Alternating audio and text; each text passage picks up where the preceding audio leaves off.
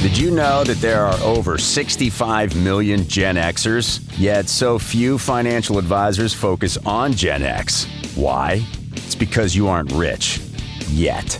Welcome to the Gen X Money Advisor with Michael Labos, certified financial planner, certified college funding specialist, and founder of Gen X Wealth Partners. This podcast focuses on the specific needs of Gen Xers by a Gen Xer. Get ready to explore topics that will help you get your retirement on track, maximize your dollar towards your child's education, and successfully manage aging parents. We will even sprinkle in a little health and wellness, travel and leisure, and time and stress management. Come and experience the expertise of Michael and his special guests who focus on enhancing the quality of your life today and in the future. Now, on to the show. Hello, everybody, and welcome to the Gen X Money Advisor. I'm Michael Labos, and today we are going to be talking about if the 60/40 portfolio is dead. I'm hearing a lot of complaints out there. People are complaining about their bonds or their more conservative part of their investments. They're saying, Michael, my bonds are doing horribly. What can I do? So I started, looking into some stats here. Year to date, our aggregate bond index is down 8.49%. Our 3-year average for bonds down 2.59%. And our 5-year total return for bonds is only 5.88%. And this is probably why people are talking to me about this. People are saying, well, I thought bonds were safe. I thought bonds went up in value when stocks went down. People are asking me if there's other opportunities besides bonds. So today we're going to talk about these topics, and I will also be providing some insight on ideas for your bond portion of your portfolio. To begin, I think we need to talk about why we invest in bonds. And these are more traditional reasons. The first one being income, right? And that could be either taxable or tax-free if you're looking at municipal bonds. The second one would be to lower our risk, right? Third would be to diversify the portfolio. You can't have all your money in stocks. You can't have all your eggs in one basket. So bonds are a nice way to diversify a portfolio. And then lastly, the bonds can also reduce the volatility in your portfolio. Historically speaking, when stocks go down, bonds should go up in value. And that leads me to the challenges that are facing bonds right now. Looking back, since I've been an advisor, about 20 years, I've always talked to my clients about what to expect from the bond part of their portfolio. And that's around 5%. And that's going to come from a little bit of appreciation of the bond itself and some of the dividend. 5%. But that upside that previously existed, it's going away. We also have interest rates that are going up, which increases our interest rate risk. To illustrate that, bonds have an inverse relationship. So when interest rates go down, bond prices go up. People want to own the bond that was issued yesterday because rates are going down. Now, unfortunately, that's what we're familiar with. When I was born in 1980, interest rates peaked. So interest rates have gone nothing but go down since then. And that's what people are familiar with. So when when interest rates go up, bond prices have to come down. And that's what people are starting to recognize. So that's probably the biggest challenge right now with bonds. Another challenge would be credit issues. And, when you're in a recession, companies start to default. And that is another risk of owning a bond. If a company defaults, you're holding the bag, right? We also have investor sentiment. So with the current interest rate environment, your longer dated bonds are getting slammed because they have the most interest rate exposure. They're very sensitive to rates going higher. So people are selling longer term bonds because there's no appetite for them. To illustrate that, we also have an inverted yield curve. Shorter term bonds are actually paying more than longer term bonds in certain circumstances. That's not a healthy bond market. And that also is a telltale sign. If you're a poker player, that's a tell for a potential recession that's coming. So that's what's really challenging the bond market right now. And that's a lot to digest. To put this into context, what can history tell us? So I did some research on some recent bear markets. Going back to the financial crisis, 2008. We all remember that. Lehman Brothers collapsed mid-September. And then in March of 2009, the bear market bottomed. But what did the bond market do during that period? Well, it was down 6%. All right, that's fine. S&P was down 32. Wow, well, bonds really saved the day there, didn't they? 2020, coronavirus. That was actually a very short bear market. We had February 19th, 2020 to March 23rd, 2020, almost a month. It felt a lot longer than that, but it wasn't. Aggregate bond index down 2.67%, S&P down 28. Wow, all right, bonds saved the day again. Glad I owned them. Let's look at year to date. I don't really have an end date. Bear market's still, we're in it right now. But year to date, aggregate bond index is down 8.49%. And the S&P is down about 14. Okay, well, bonds aren't really saving the day here. And the reason for that is we've got inflation, and what makes this bear market different than the prior two is the Fed was cutting rates to stimulate the economy to get us out of it.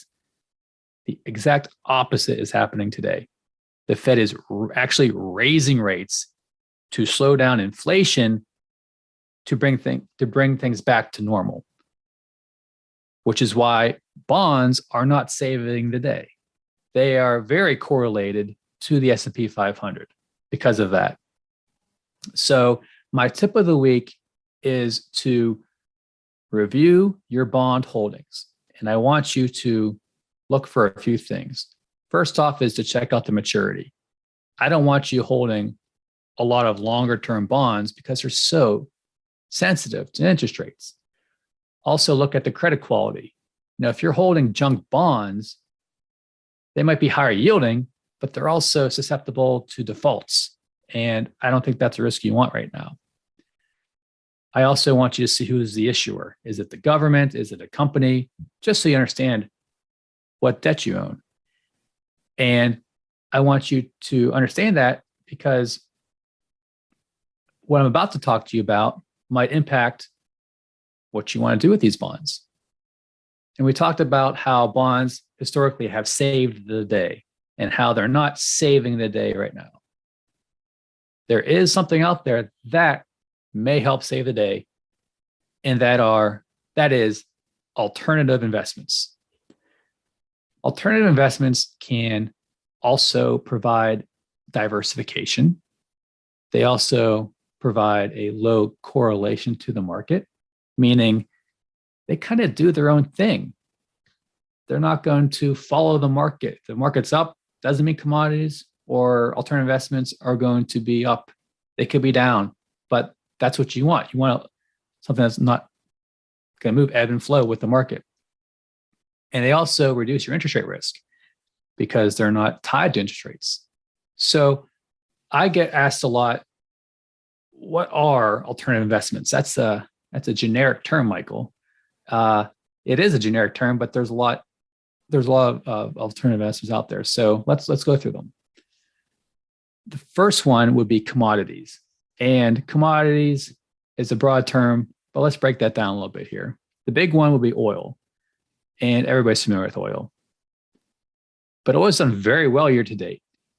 And that's mainly due to inflation, supply chain issues, policy, and demand's picked up because we're emerging from the lockdowns. So that's really the great formula for oil to do well, and it shows. Year to date, up 34%. Another big commodity is natural gas, and this is an interesting one because the future is very bright for natural gas. Many people view this as a bridge commodity, and what I mean by that is people think that the need for natural gas will go up because it's a plentiful and cleaner way to fuel the global markets. So there's a lot of value potentially in natural gas. Precious metals, we're all familiar with gold, but don't forget about silver, copper, and even lithium.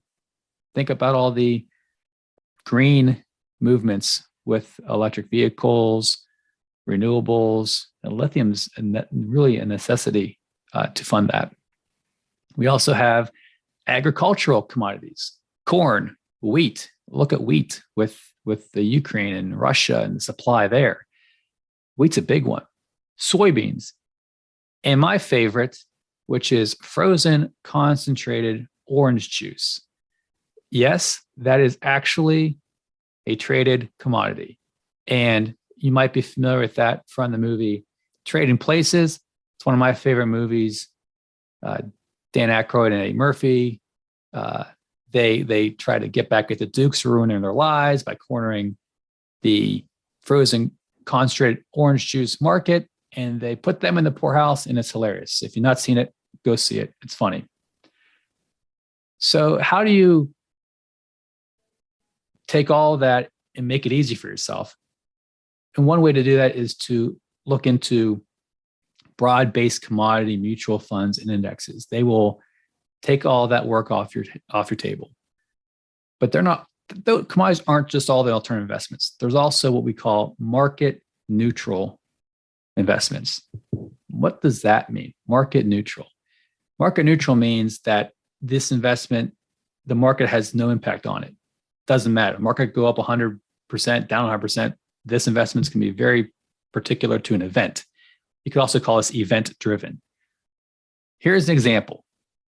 Something called merger arbitrage. Well, what's that mean? Merger arbitrage is when you have two companies buying each other out.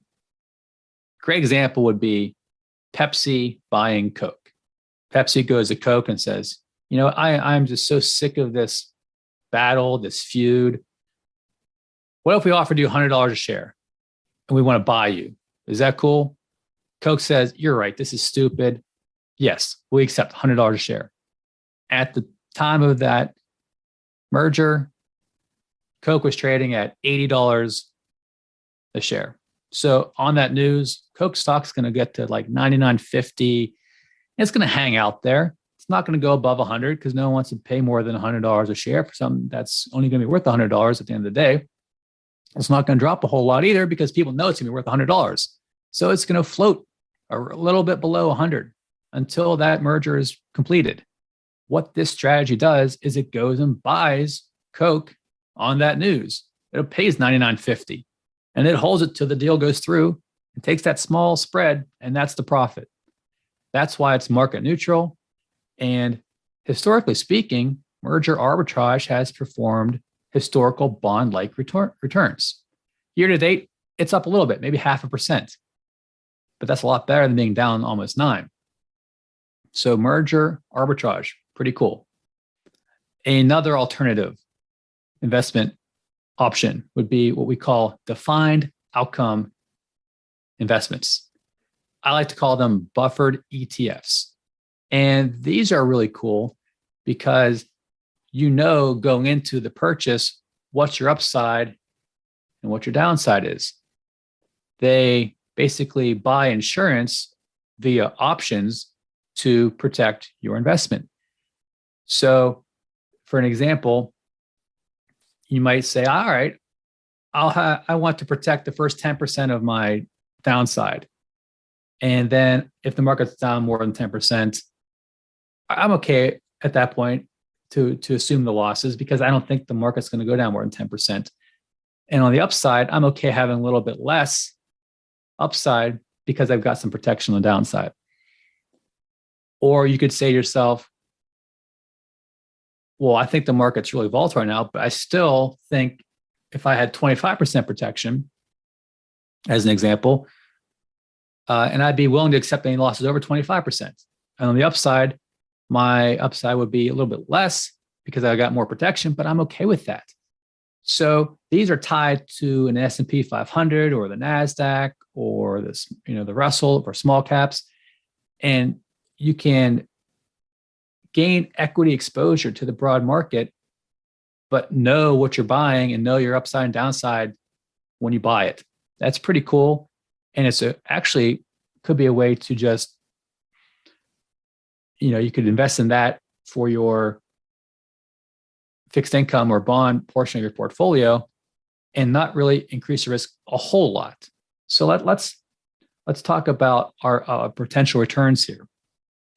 So if we took alternatives as a category, year to date, they're up 4.3%. And that's just blended.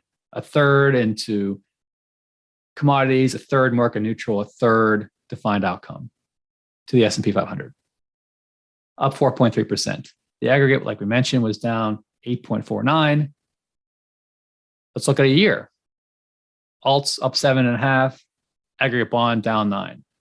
3-year, alts almost up 60%, aggregate down about 3%. Your 5-year return, alts up 46%, aggregate bonds only up 6%. So you're seeing the upside potential in the alternative investments versus your traditional bonds. That's pretty staggering. Now, if you were to blend them and say 50% of that in alts, 50% of that into our traditional bonds, the returns are muted, but they're still better. Year to date, a blended portfolio down 2%. 1 year, basically flat. 3-year, up 28%. 5-year, up 26%. Still destroying the return of bonds. For full disclosure, the performance numbers we discussed today are hypothetical in nature. Past performance does not guarantee future results. So based upon that, we get back to the original discussion. Is the 60-40 portfolio dead? And you come here for my opinion, and my opinion is for the foreseeable future, I think it is. And regardless of your risk tolerance, which is important, but regardless of it, there is a place for alternatives. And I would much rather advocate for having some alternatives than nothing. Let's talk about the risk. The aggregate bond index is a score of 26, and a score of 26 I sourced from Riskalyze, which is my risk software. And the alts are by themselves 44. So, okay, a little bit more risky. Yes. If you were to blend alts and the ags 50-50, now your risk is only 29. And by 26 to 29 is negligible. So you're not really adding a lot of risk, but you're adding a lot of upside potential and further diversification. So, in conclusion, I think it's time to consider alternatives. Look at the bond market. We haven't seen this type of activity in the bond market since the 70s. And I think we have to get creative in this market. It's very dynamic. And to sit back and just to hold these bonds based upon historical returns, I think it's dead money. So yeah, the 60-40 portfolio is dead, and I want to help you reallocate that 40% of your portfolio or that 20% of your portfolio. I can help you make sense of alternatives, explain them to you, because I always say you want to invest in things you understand. So don't just go and build an aggregate or an alternative portfolio yourself. Reach out to me, schedule a chat, email me at michael@genxwealthpartners.com. Check out my website, www.genxwealthpartners.com. And as always, you can follow and subscribe to the Gen X Money Advisor for intel like we shared today. I want to thank everybody for listening, and go study your alternative investments.